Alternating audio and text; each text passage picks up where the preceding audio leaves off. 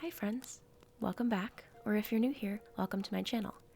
I'm Kenzie, and today I'll be reading people's Ouija board stories from Reddit. This story comes from user Mr_Myg, my Ouija board experience. A little background, I am experienced with Ouija boards. It was the weekend, late October 2020, and me and my girlfriend decided to buy a Ouija board. We lived in a small town that was already known to have a lot of supernatural energy during the night. Also, it didn't really help that the town was already old and only started expanding around 2015-ish. Keep in mind that it's not the board itself that matters. It's the energy that you allow to connect to the board and manipulate it that does. So Saturday afternoon around 5 p.m., we headed out to the local shop that we knew sold board games and bought a Ouija board. Once we got home, we decided we would cool out, have a few drinks, and wait until 3 a.m. to use the board. Once it was around 2:50 a.m., we lit candles in a circle, opened the Ouija board, dimmed the lights, and waited until the clock hit 3 a.m. We started by placing our hands on the board and saying, "Hello, anyone that is around is welcome to speak to us." Obviously, I said good energy only. We waited for a few minutes, and the pointer started moving, but very slowly, and it stopped on an M. So we asked if anyone was around in the room, and the pointer moved at a solid pace towards yes. My girlfriend started getting worried, but I told her to calm down and relax. I asked whatever was speaking with us what its name was, and we got nothing in English, or maybe it was just nonsense. But I can tell you it wasn't readable. So after speaking with this entity for about 45 minutes, we ended up getting nothing after waiting another 5 minutes. So we decided to end the conversation and close the gate by letting whatever we spoke to know that we were leaving and placed the pointer on goodbye. We put the Ouija board back into the box and placed it on the couch, got ready for bed, and passed out. The following Sunday morning and afternoon was normal. It was the evening and night that was messed up. Me and my girlfriend were downstairs in the basement. We were in her mom's basement. Nobody was home, just me and her. This is also where we used the board. We got ready to watch a movie and chill out. She went upstairs to grab snacks and a drink, so I went to use the washroom. As I was washing my hands, I heard her run down the stairs quickly, so I thought maybe she was trying to scare me, because we usually do that type of thing. As I opened the door to the washroom, I walked over to where her bed was. The bed is not against the wall, so I thought maybe she was laying down hiding on the other side. I ran over, jumped on the bed, and yelled boo, but she wasn't there, so I thought maybe she was in the closet. There was no door to the closet, only a black bed sheet that my girlfriend hung as a makeshift door. I walked over to the closet quietly thinking she was in there. Right before I grabbed open the curtain, I thought maybe I would lay down on the floor and see if I could see her feet, because the curtain that she had hung from the closet didn't go all the way down to the ground and touch the floor. When I got to the floor and looked, the lights were off and nobody was in the closet. I got spooked immediately, and believe it or not, my girlfriend came walking down the stairs looking at me and said, "What are you doing?" I explained everything that just happened. We turned the light on and I opened the curtain and nothing was there. I keep wondering what would have happened if I just opened the curtain without looking down at the bottom first. To be honest, I really feel like something was trying to trick me into going into that closet. Regardless, after that, every night ended up getting more eerie. We started hearing random tapping across from our bed, and only during the night. We both started feeling as if something was watching us when we were in the closet alone. There were times I could not be alone in the basement, and I would literally run up the stairs and almost feel as something was chasing me. Since then, we've gotten rid of the Ouija board safely, blessed the home, and have moved. This next story comes from user Cola Cuervo. The Ouija board. A little backstory. My family is different. We were raised Christian, but a lot of the family did witchcraft. Not your typical witchcraft. Most of us either followed into it or put that aside.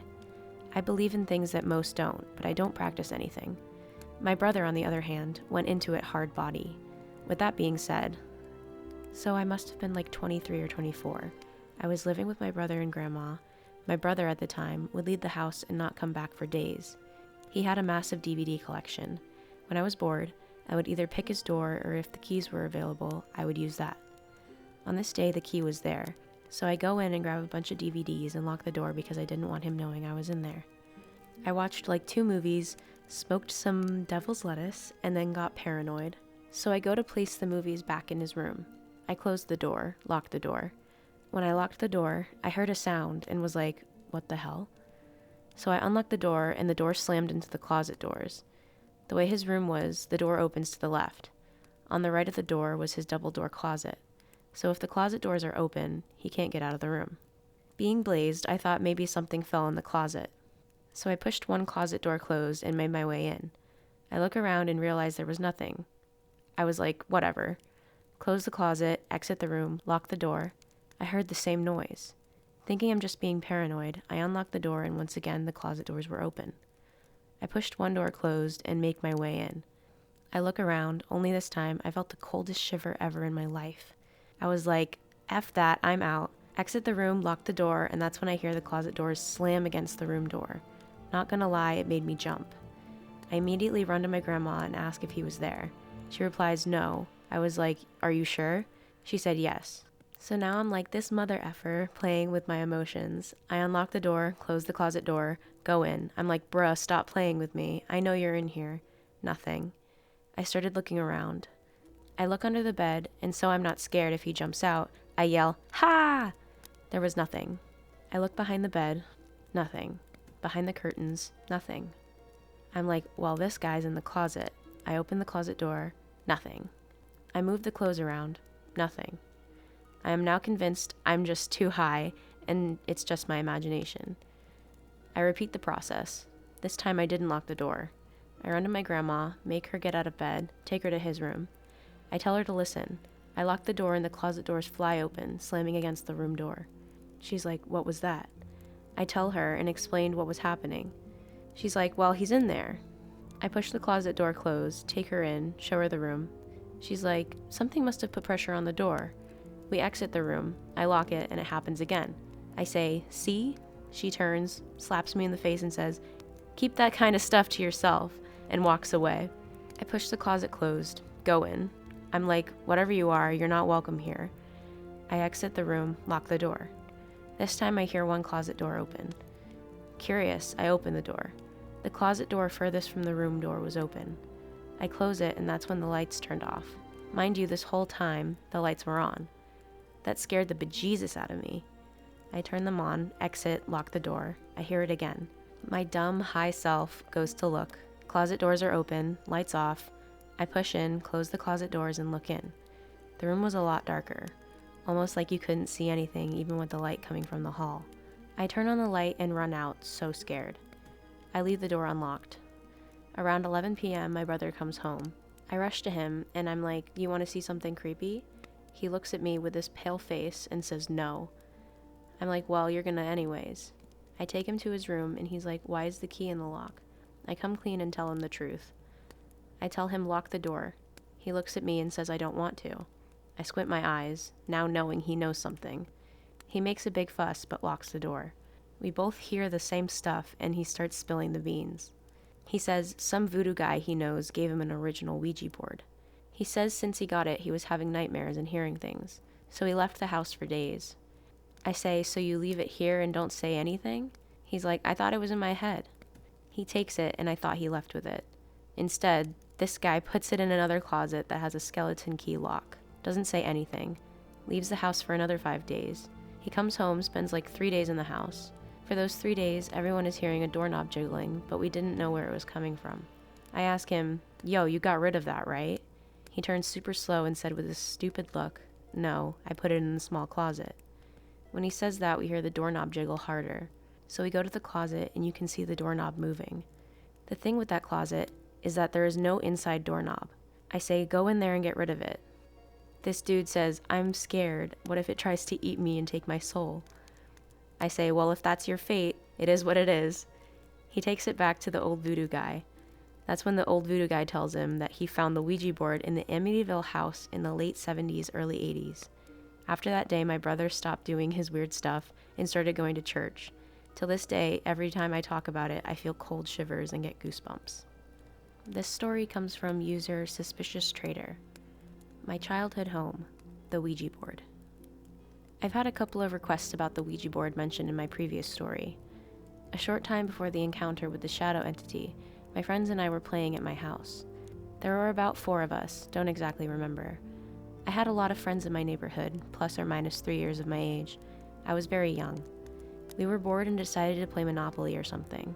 We had a closet full of board games. This was the late 70s. While digging through the games, we found a Ouija board. Not sure where it came from. It didn't just appear or anything like that. My father built the house, and Parker Bros made them, and they could be purchased at most department stores. My older brother probably bought it, I don't know. I'd seen one on TV, so I kinda knew how to use it. My friends and I started asking questions, and the planchette started slowly moving. They were dumb kid questions, and I really don't remember them, except for one. Convinced that one of my friends was moving the planchette, I decided to ask something to prove whether it was real or not. Everyone swore they weren't moving it. The questions were mostly yes or no things, and it moved with purpose. I didn't have a clue what my mother's age was, never had any reason to think about it, and didn't care. I'm sure my friends could have cared less about it too, so that's what I asked. The planchette moved again, pointing to 2 numbers. My friends asked me, "Is it right?" I didn't know, and they were like, "Dang, why'd you ask?" I just said, "I don't know." We said we were done, and the planchette moved to buy. A little freaked and bored with it, we put it away. When Mom got home, I asked, "Mom, how old are you?" She told me, and the board was correct. This was an odd experience for a couple of reasons. I was so young, I didn't know or care. I'd never had a reason to wonder or care about this. My mother had me at a late age, so she was a good decade older than my friends' mothers.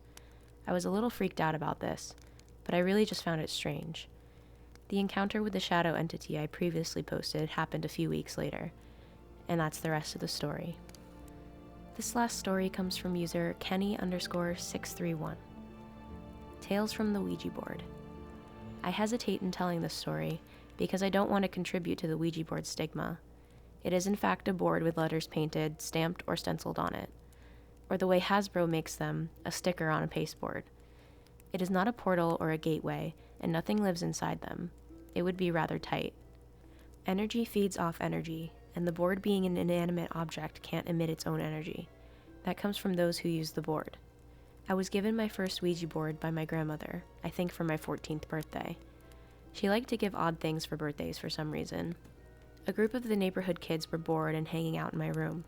We didn't know what we wanted to do, so we just hung out chatting about whatever kids chat about. There was one girl being snoopy and looking in my closet and spotted the board. She came out all excited and asked if we could try it, and I said, yeah, whatever. So 2 of them sat facing each other with their fingers on the planchette and started asking questions. Silly questions, like, does so-and-so like me, or does he have a girlfriend? Well, that didn't end well, when the thing pointed to no, backed up a bit, and pointed to no a second time. She got upset and decided she didn't want to play anymore. Then it was my turn with someone else. I forget what she asked, but the planchette didn't move and she became frustrated, so she got up and someone else sat down. This is where things became weird. She asked if she could speak to her grandmother who had recently passed because she missed her, and it pointed to yes. So the thing starts doing a figure 8, slow at first, and then gaining momentum, then it stopped. This girl started to ask if her grandmother was present. It said no, and she just had to ask who we were talking to. Well, that did it. It spelled out devil. A rocking chair across the room started rocking all by itself real fast. There were screams and a stampede out of my room and out of the house. Luckily, no parent was home at the time.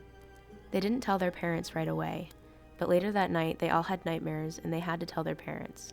Their mothers called my mother all upset. Apparently the fathers thought it was funny, but the mothers didn't, and I got in trouble. Even though I wasn't the one who pulled the board out of the closet and said so, but that didn't matter. Grounded.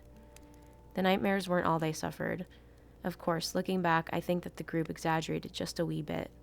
They heard things and felt things that scared them so much they slept in their parents' room at night for a week. I think that pissed the mothers off more than what happened. They were told to stay away from me. Thinking back, we were kids taken advantage of by a prankster spirit who knew exactly what to say to scare kids, and it worked. Other than being grounded and my rocking chair rocking by itself, nothing happened to me. I didn't see or feel things. I didn't have any nightmares. The only nightmare was my mother. Some believe the idiometer is what causes the planchette to move. I think we, being hormonal teens at the time, worked a psychic connection or linked together, causing the chair to rock. Or it really was a trickster.